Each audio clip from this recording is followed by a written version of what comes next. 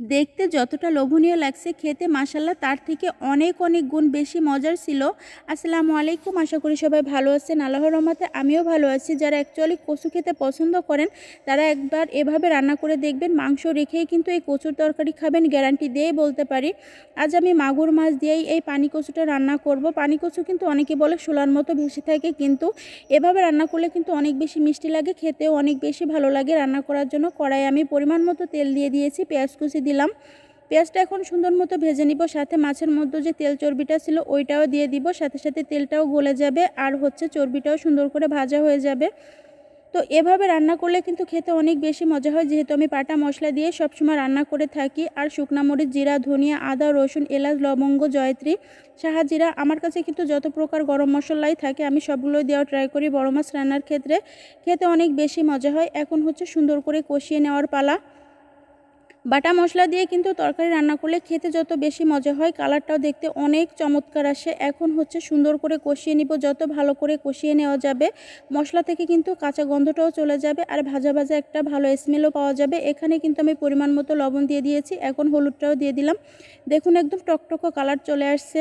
আর এখানে আমি একটা মাগুর মাছ দিয়েই রান্না করছি। আমি সাধারণত কচুটা অনেক বেশি পছন্দ করি, কচুর লতি হোক বা মুখি হোক, যে কোনো কচুই হোক না কেন।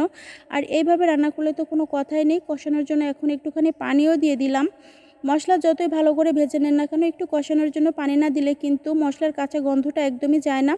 তো এই যে তেলটা যখন উঠে আসছে মশলা থেকে, তখন কিন্তু আমি মাছগুলোও দিয়ে দিয়েছি। আর এই মাছটা ছিল মিডিয়াম সাইজের, খুব একটা বড়ও ছিল না আবার ছোটও ছিল না, একদম মিডিয়াম সাইজের। অনেকে বলবেন চাষের মাগুর মাছ খেতে একদমই ভালো লাগে না, কিন্তু আমি মাগুর মাছটা অনেক বেশি পছন্দ করি। দেশি মাছটা তো অনেক বেশি ভালো লাগে, আর যখন দেশিটা পাওয়া যায় না তখন এই চাষেটাও খাই। তো পছন্দ বলে কথা। এখন সুন্দর মতো কষিয়ে নেওয়ার পালা। এখন আমি কচুগুলা দিয়েও কষিয়ে নেব। এখানে মাছের মধ্যে একটু ডিমও ছিল, সেগুলো দিয়ে দিলাম। মাছের ডিম কিন্তু একপাশে দিয়ে দিলে জমাটটা বেঁধে যায়, আর যখন মশলা ভাজা ভাজা হয় তখন দিলে কিন্তু একদমই ছড়িয়ে ছিটিয়ে চলে যায়। এখন এই যে কচুগুলো আমি ধুয়ে সুন্দর করে পরিষ্কার করে নিয়েছিলাম, সেগুলো এখন কষিয়ে নিব।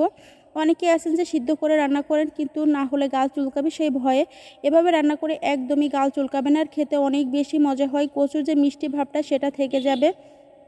এখন এই তেল মশলাই আমি সুন্দর করে কষিয়ে নিব। কিন্তু আজকে আমার একটা ভুল ছিল, সেটা আমি মাছের সাথে একসাথে কষিয়ে নিয়েছি। এখানে যেহেতু অনেকগুলো মাছও ছিল, মাছগুলো যদি আগেই তুলে নিতাম তাহলে কিন্তু একদমও মাছ ভেঙে যেত না। তো মাছগুলো যেহেতু আমি তুলে নেইনি, এজন্য একসাথে কচুর সাথে কষানোর জন্য আমার মাছগুলো সবই ভেঙে গেছে।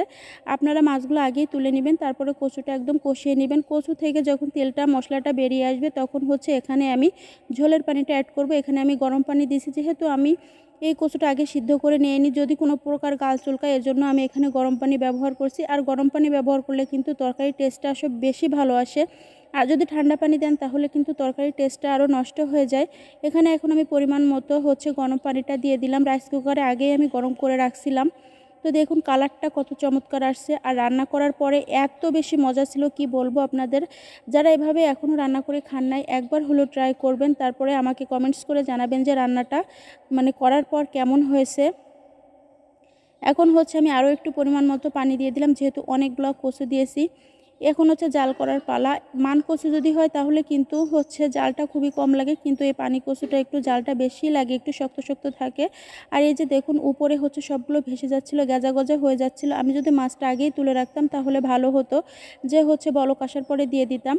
তরকারি কিন্তু প্রায় হয়েও আসছে। আপনারা যারা ধৈর্য ধরে আমার ভিডিও দেখেন, আপনাদের কাছে যদি ভালো লেগে থাকে তাহলে বাসায় একবার হলে এভাবে ট্রাই করবেন, আর আমাকে কমেন্টস করে জানাবেন যে খেতে কেমন হয়েছে। আর যদি ভালো লেগে থাকে আমার পেজটা ফলো করবেন, ইউটিউব থেকে দেখলে সাবস্ক্রাইব করবেন। রান্নাটা কিন্তু একদমই কমপ্লিট হয়ে গেছে। এখন আমি বেড়ে নিব।